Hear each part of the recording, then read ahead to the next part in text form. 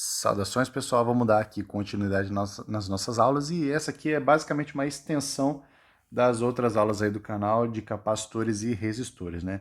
Então, no caso, a gente veria capacitores e resistores também, né? Só que de geometrias diversas. E o que eu quero dizer com essas geometrias diversas, pessoal? Eu quero dizer basicamente que quando a gente olha para o capacitor, geralmente a gente imagina duas plaquinhas planas de áreas iguais, igualmente espaçadas entre si, né? E quando a gente olha um resistor, a gente geralmente está olhando para um paralelepípedo ou para um cilindro ou alguma coisa que tenha a área de seção reta ali constante, né? Então, quando eu estou tratando de geometrias diversas, eu estou fugindo um pouco desse conceito, beleza? E aí, quando a gente foge dessas formas aí que são mais genéricas, é interessante que a gente saiba outras formas de definir ali como é que a gente calcula capacitância e resistência, resistividade, né? Então, como que a gente aprende normalmente? A capacitância, se eu quiser construir um capacitor, é a permissividade relativa do meio em relação ao vácuo, que multiplica a permissividade elétrica do vácuo, né? KY0A, ou seja, a área das placas, sobre a distância entre as placas, né? É assim que a gente define geralmente a capacitância para um capacitor de placas planas. Só que existe outra definição, que seria basicamente tratarmos de carga e DDP, né? Então é aquela outra fórmula que a gente conhece bastante, que é Q igual a C que multiplica U, né? Se a gente reescrever essa fórmula, a capacitância ela pode ser encontrada, né, calculada a partir de Q sobre U, sendo U a diferença de potencial que existe entre as placas ali de um capacitor genérico, beleza? Então essa aqui é uma fórmula bem interessante que a gente pode aplicar para descobrir ali a nossa capacitância. E a outra, pessoal, aqui para resistência agora, né, são duas fórmulas que a gente costuma observar ali para resistores, né? A primeira é o famoso U sobre DDP sobre corrente igual a resistência, né, resistividade, beleza? Só que não é essa que a gente vai trabalhar, a gente vai trabalhar a de construção de resistores, que é resistência igual a resistividade, que multiplica o comprimento do resistor sobre a área de seção reta. Só que, poxa vida, essa aqui é uma fórmula já meio que fechadinha, né? A gente pode derivar muito bem em relação ali a um comprimento. Ou seja, um pequeno incremento de resistência é igual a resistividade que multiplica um dl sobre área. E agora aqui ficou interessante, porque a gente pode fazer essa área variando com o dl, né? Então é assim que a gente vai usar isso a nosso favor para fazer a construção de resistores com geometria mais complexa. Então, vistas essas duas formas aqui de calcular, né, que seria cálculo de capacitância a partir de outras formas e cálculo de resistência a partir de outras formas, vamos para partir, né, para o nosso cálculo em si. O primeiro seria um capacitor esférico, rapaziada, que são basicamente duas esferas concêntricas, né, duas esferas concêntricas ali entre si, não são mais duas placas planas, né, e eu vou falar que cada uma tem o seu respectivo raio. Vou falar que essa primeira aqui tem raio R1, a segunda tem raio R2. Uma das regras do capacitor continua valendo aqui, que é que ambos têm a mesma carga em módulo, porém sinais opostos. Então eu vou falar que a de dentro tem carga menos Q, a de fora tem carga mais Q, mas isso aí independe, não vai afetar em quase nada ali o nosso resultado, beleza? Então agora a gente vai ter que usar ali a nossa fórmula que a gente viu anteriormente, que é basicamente capacitância igual a carga sobre DDP, para descrever qual que vai ser a capacitância desse capacitor esférico, né, que é formado por duas esferas concêntricas. Beleza? Então vamos aqui partir primeiro para o nosso cálculo de potencial. Lembrando que para calcular o potencial de esfera, eu vou falar que essa aqui é esfera 1, a menorzinha, e essa aqui é esfera 2, né? Para calcular potencial de esfera, primeiro eu tenho que, para 1, por exemplo, eu tenho que fazer o cálculo do potencial dela, então K que multiplica menos Q sobre R1, agora mais o potencial do meio que ela está imersa, lembrando que ela é interna à esfera 2. Então mais K que multiplica Q sobre R2, beleza? Agora eu preciso calcular o potencial da esfera 2, que é o V2, que vai ser calculado como K, que multiplica toda a carga interna, ou seja, menos Q mais Q, sobre R2. E aí nota o interessante, rapaziada, esse V2 aqui ele vai dar zero, né? A gente já começa com uma coisa bem interessante aí, né? Então, a partir disso, a gente já consegue definir a nossa DDP, inclusive eu vou definir ele em módulo, beleza? Então, o nosso V1 menos V2, no módulo de V1 menos V2, né, vai ser o quê? Vai ser basicamente V1 menos zero, né? V1 menos zero, beleza? Porque o V2 é zero, né? E aí a gente vai descrever a partir desse carinha aqui, basicamente, né? Já vou botar o K em evidência, KQ em evidência, vai ficar 1 sobre R2 menos 1 sobre R1, fechou? Então nós descrevemos aqui qual que vai ser a nossa DDP ali no meu sistema de cascas esféricas concêntricas, né? E aí, com essa informação, pessoal, eu jogo essa informação aqui na minha fórmula da capacitância que eu escrevi ali anteriormente. Então, basicamente, ó, vai ficar o seguinte: capacitância é igual a Qzinho, ou seja, a carga que está acumulada ali nas esferas, né? Em uma das esferas, sobre a DDP, que a gente já calculou como K, que multiplica Q, 1 sobre R1 menos, ou perdão, 1 sobre R2 menos 1 sobre R1. Fechou? E aí notem que interessante, a carga Qzinho corta, né? E eu já posso meio que rearranjar os raios ali dentro, né? Posso, por exemplo, passar o produto R1 R2 lá para cima, então vai ficar R1 R2 aqui em cima sobre K, que multiplica R1 menos R2. Beleza? Lembrando que a gente fez esse cálculo em módulo, tá?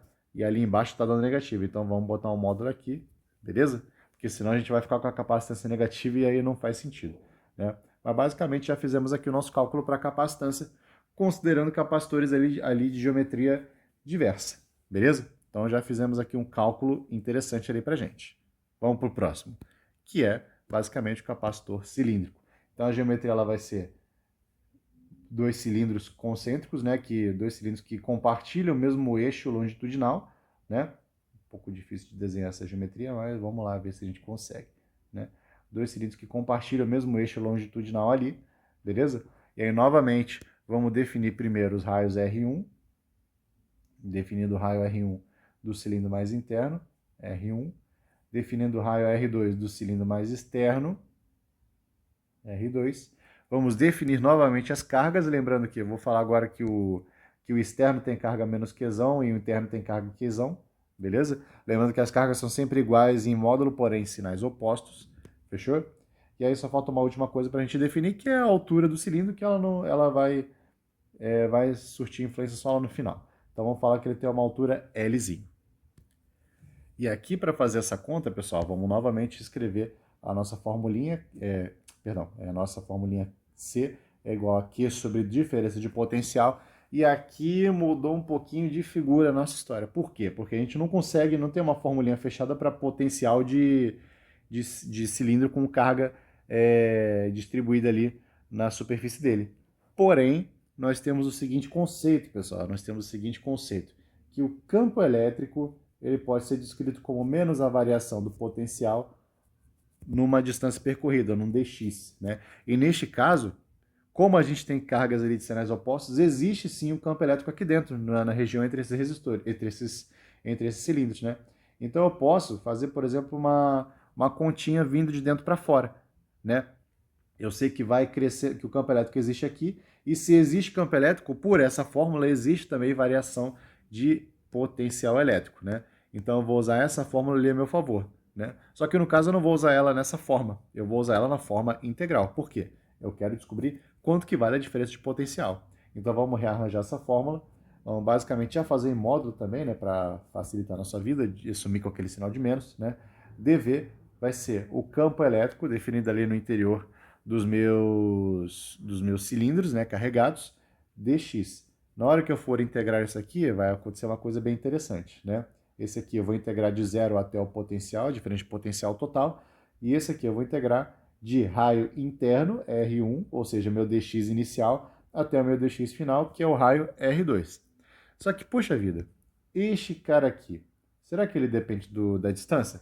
Depende. E aí, se vocês forem voltar naquelas aulinhas ali que estão aí no canal, né, a gente pode perceber que isso aqui é basicamente o campo gerado por um fio infinito, né? Concordam comigo? Se eu tenho um fio infinito carregado, como é que era a gaussiana que a gente traçava? Era um cilindro, né? E a gente conseguia descrever, ó, o campo elétrico resultante a uma distância Rzinho ali do meu cilindro. E a gente sabe que esse campo gerado por um fio infinito, ele vai ser descrito da seguinte forma, pessoal. Campo gerado por um fio infinito é lambda sendo a distribuição linear de carga sobre 2π ε0 Rzinho, sendo que Rzinho é a distância da minha superfície gaussiana até ali meu fio infinitamente carregado.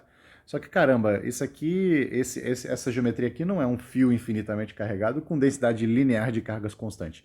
É um cilindro.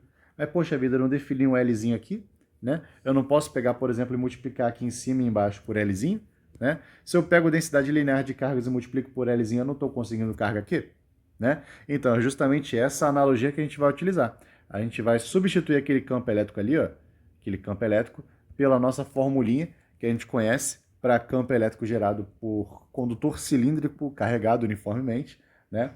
Que vai ser o seguinte: campo elétrico é igual a carga daquele condutor sobre 2π ε0, L, que é o comprimento do condutor, que multiplica R, que é a distância ali, a distância até onde a gente está analisando aquele condutor. No caso, vai ser de R1 até R2. O Rzinho vai variar de R1 até R2. Beleza? Então, na hora que a gente for continuar essa continha, rapaziada, a gente vai substituir essa fórmula aqui dentro. E aí vamos ver o que vai acontecer.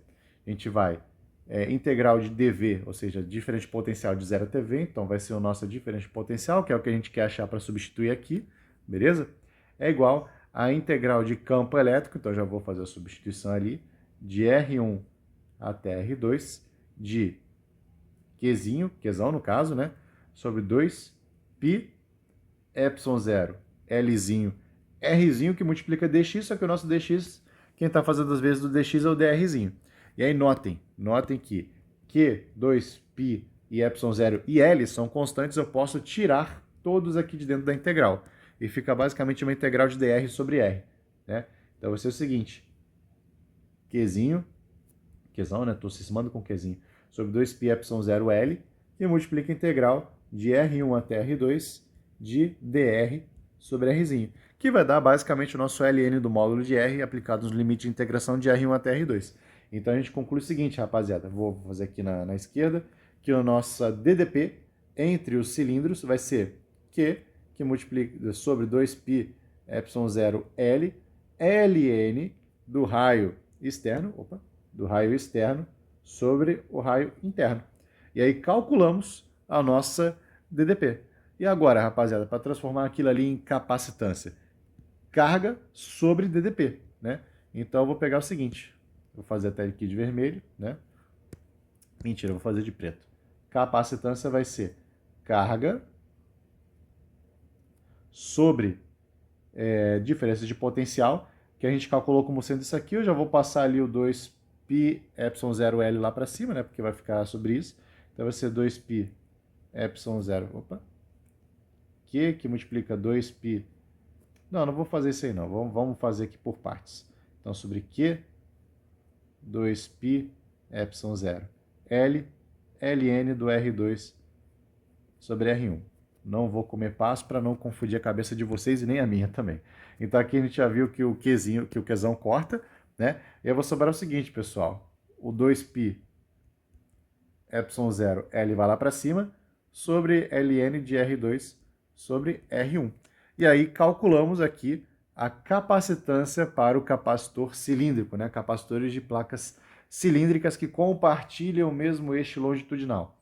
Bem interessante essa fórmula, hein, rapaziada? Bem interessante. E a gente já partiu de duas abordagens diferentes. A anterior, que era capacitores esféricos, considerava a definição de potencial para esferas, e essa aí agora considerava a nossa famosa formulinha que define campo elétrico a partir do gradiente do potencial, né? Do menos o gradiente do potencial. Isso tudo foram para capacitores. Agora vamos ver para resistências, rapaziada. Para resistência aqui é um pouquinho mais chato, que é uma resistência no formato de um tronco de cone. Então, por exemplo, eu estou definindo a resistência da seguinte forma, ó. É um tronco de cone, beleza? Aí eu preciso definir vários valores aqui, porque senão a gente não vai conseguir fechar esse resultado, né? Para definir coisas com tronco de cone, a gente precisa definir muitas variáveis aqui no meio do caminho. Então, por exemplo, eu estou analisando aqui minha DDP antes, né? Meus terminais são esses aqui, beleza? E aí eu vou falar que esse material ele tem resistividade ρ, né? Vou falar que ele começa de um raio inicial, um RI, R1, vou botar Rzão1, começa de um raio inicial Rzão1, termina no raio final Rzão2, vou falar que ele tem uma altura Lzinho, beleza? Um comprimento Lzinho. E aí, a partir disso, eu já tenho tudo que eu preciso para fazer a definição ali da minha resistência, né? Lembrando que a fórmula que a gente vai usar, rapaziada, é o seguinte: D resistência é igual a resistividade que multiplica dL, ou seja, D comprimento, sobre área. No caso, essa área vai ser variável porque, ora, vejam só, nós temos um tronco de cone, né? Pode ser um tronco de cone, um tronco de pirâmide, o que for. Só que o tronco de cone ele é mais fácil de desenhar. O tronco de pirâmide é bem chato de desenhar, beleza? E aqui, pessoal, para a gente dar continuidade, qual que vai ser a ideia? É a gente pegar basicamente uma seção reta aqui deste tronco de cone, né? Pegamos uma seção reta aqui, essa face aqui, por exemplo, e a gente vai planificar ela, a gente vai olhar aquela face ali para ver se a gente consegue extrair informações interessantes, como, por exemplo, como que funciona o raio em função deste comprimento aqui, né? Porque se a gente souber o raio, rapaziada, a gente já sabe qual que é a área da seção reta, que vai ser o quê? Basicamente πr², πr quadrado, beleza? E com essa variação, a gente consegue descrever ali qual que vai ser a minha resistividade. Então, nosso primeiro passo é a gente olhar para aquele trapézio, né, definido por aquele trapézio retângulo, definido por uma distância horizontal L, primeira altura R1, segunda altura R2, né? E aí a gente vai basicamente fazer o seguinte, vamos fazer um corte aqui em cima, e a gente pode chamar, por exemplo, essa altura aqui, vamos pegar aquela vertical ali, uma posição genérica x em relação ali ao início, né? Porque a gente vai caminhar daqui do início até o final, então a gente está pegando uma posição x aqui no meio do caminho, né? E aí, qual que é a ideia? A gente perceber que esse ângulozinho aqui ele é constante, né? Então a gente vai usar uma relação de triângulo aqui dentro. Esse lado, essa altura aqui sobre essa base tem que ser igual à alturona sobre essa base aqui. Fechou? Então vamos escrever essa relação ali. Vamos escrever, a primeira alturinha vai ser x sobre a base, no caso a base vai ser, vou chamar esse aqui, esse cara aqui, de um Rzinho, né? Então x sobre Rzinho menos R1, que é essa basezinha aqui, né? Tem que ser igual ao comprimento total, a minha altura total, ou seja, L, sobre a minha base total, que vai ser o quê? Essa aqui, que é R2 menos R1. R2 menos R1. E a partir disso, rapaziada, eu consegui descrever como que vai funcionar o meu R em função do X. E por que isso é interessante? Porque essa área, rapaziada, ela é definida como, ó, vamos até reescrever aqui minha equação. É resistividade de resistência igual a resistividade de L, vou até já passar para a nossa variável dx, né, sobre π rzinho quadrado. Só que o rzinho se relaciona com x de acordo com essa função aqui, pessoal. Beleza? Então, qual que é a ideia agora? É a gente isolar o rzinho em função do x, né?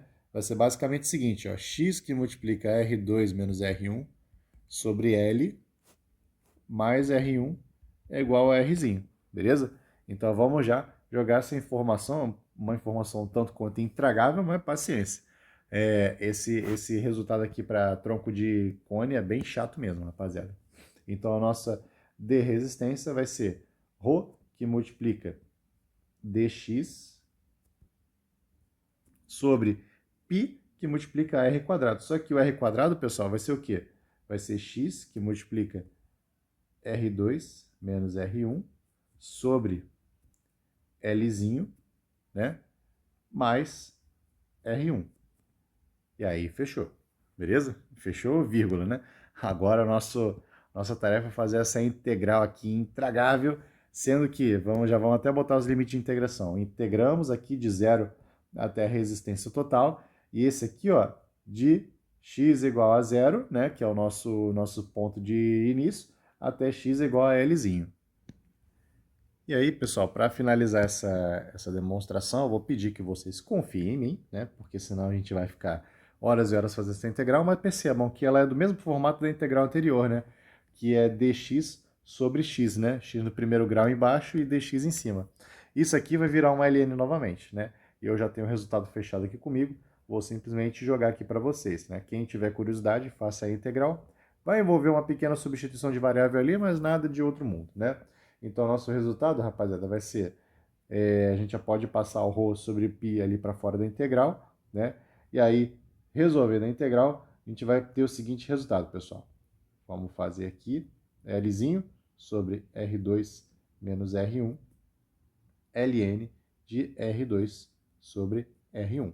E aí, essa que vai ser a nossa resistência para um tronco de cone, fechou? Um tronco de cone, uma geometria bem complexa, bem incomum de ser trabalhada, incomum de ser trabalhada, tá? E agora vamos para a próxima, que é uma geometria mais incomum ainda, que seria uma resistência esférica, né? É bem esquisito a gente estar tratando de uma resistência esférica, porque convenhamos, no mundo prático ela não tem praticidade quase que nenhuma, né? Então, o que seria a ideia da resistência esférica? Basicamente o que a gente tinha visto antes como um capacitor, né? Só que agora é uma... Só que agora, em vez de ser um capacitor e serem esferas, cascas condutoras carregadas, agora é um material aqui completamente preenchido, né? Em que eu vou definir novamente um raio interno, vou chamar de R1, um raio externo, vou chamar de R2, e eu quero calcular a resistividade vindo nessa direção radial aqui de dentro para fora, no meu Rzinho nessa direção, beleza? Então vamos escrever a nossa fórmula novamente aqui. dr é igual a resistividade que multiplica agora um drzinho sobre a área de seção reta. Só que aqui ficou um pouco mais singelo, porque a nossa área de seção reta, pessoal, é simplesmente essa área aqui da esfera, né? Que é 4πr². Então fica um pouco mais singelo de ser descrito. Então essa área aqui a gente vai substituir como 4πr². E aí fica até um pouco mais fácil da gente resolver essa integral, né? Qual que era a dificuldade das outras, né?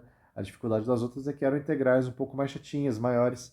Só que essa aqui, embora não tenha utilidade prática nenhuma, a gente fazer uma resistência esférica, pelo menos eu, na minha humilde visão, não vislumbro uma utilidade prática para uma resistência esférica, né? A conta é um pouco mais singela. Então, na hora que a gente já for fazer aqui a nossa integral, vamos integrar isso aqui de 0 até R, né? E aqui também, no caso de R1, ou seja, raio interno, até R2, raio externo, beleza? Notem que essa resistividade, o 4 e o π são constantes, eu posso passar para fora da integral. Então a gente vai ter o seguinte, ó, resistividade sobre 4π. Lembrando que a resistividade ela depende de cada material, tá? Integral de R1 até R2, dr sobre R². E aí, se vocês forem lembrar, pessoal, a integral de um polinômio, um x elevado a um n qualquer, claro, para n diferente de menos 1, é o seguinte, quando a gente integra, vai ser x elevado a n mais 1, soma 1 no expoente e divide pelo novo expoente. Então, x elevado a n mais 1 sobre n mais 1. O que é o nosso expoente aqui? Menos 2, né? Então, já resolvendo essa primeira integral aqui, vai ser a integral de dr de 0 a resistência. Então, resistência é igual a ρ, resistividade sobre 4π, que multiplica R elevado a menos 2, né? Soma 1 no expoente, então R elevado a menos 1, sobre o novo expoente, então sobre menos 1, aplicado nos limites de integração de R1 até R2, né? Na hora que a gente for resolver essa brincadeira, ρ sobre 4π vai ser 1 sobre R1 menos 1 sobre R2, né? E aí, por fim, rearranjando ali minha fórmula, né? Já vou botar o R2 menos R1 aqui em cima, né? Já rearranjando para ficar tudo bonitinho. A gente vai concluir que a nossa fórmula para resistência esférica, né, é essa brincadeirinha aqui. Fechou? Novamente uma fórmula de aplicabilidade, quer dizer, a aplicabilidade da fórmula é até razoável, mas a aplicabilidade do objeto em si, que é uma resistência esférica, eu acho mais incomum de ser analisada. Beleza? E aí tem uma última parte que é interessante sempre ser comentada, que é o efeito da temperatura na resistência, rapaziada. Então aqui a gente já vai voltar. Claro, vamos fazer por exemplo mais simples, porque senão a gente pode perder os cabelos aqui, né? Vamos considerar aqui nossa resistência normal, cilíndricazinha, pá, normalzinha, bonitinha, né? Nossos terminais ali no início e no fim. A área de seção reta constante sempre igual a A, é tudo bonitinho, mundo das ideias de Platão, né? Vamos falar que ele tem um comprimento L e um raio constante Rzinho, né? Essa resistência a gente vai definir como, pessoal? Vai ser definida como R igual a resistividade que multiplica o comprimento sobre área, que no caso é πrzinho quadrado, beleza? E aí notem o seguinte, rapaziada, a função do resistor é o quê? É dissipar energia. Essa energia ela pode ser reabsorvida eventualmente pelo próprio resistor, né? Ele pode absorver parte desse calor. E aí, quando objetos absorvem calor na forma de calor sensível, eles aumentam a temperatura, suas respectivas temperaturas. E aí, se a gente for relembrar ali da nossa matéria de dilatação, esses objetos eles podem naturalmente dilatar, né? Então a gente estaria tratando de um comprimento final LF igual a L que multiplica 1 mais alfa, ou seja, o coeficiente de dilatação linear do resistor, né, do material do resistor, que multiplica a delta temperatura. Claro, eu estou assumindo o delta temperatura genérico, né? E a minha área final, né? A gente vai escrever como área inicial 1 mais 2 alfa ΔT, beleza? Então a gente vai aplicar agora esses resultados aqui em cima, né? Que é basicamente calcular o efeito de um ΔT ali na minha resistência, né? Então a minha resistência final, rapaziada, vai ser descrita como ρ. Estou supondo, claro, que a característica de resistividade do material não muda. Ela pode sim ser um ρ em função da temperatura, nada impede, mas a gente vai supor nesse cenário aí mais simples, né? Que já não é simples, porque já estamos supondo aqui várias coisas diferentes.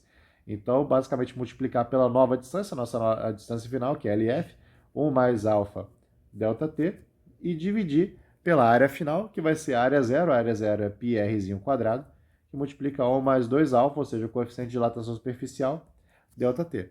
E aí, rapaziada, a gente definiu aqui uma nova fórmula para a resistência, considerando o efeito da temperatura e que aquele material ali ele vai sofrer efeito de dilatação, né? Uma fórmula bem interessante também, beleza? Então, rapaziada, vamos terminando a aula por aqui, aula um pouco maçante, várias ideias novas, diferentes. Espero que tenham gostado, fico à disposição e até a próxima. Valeu!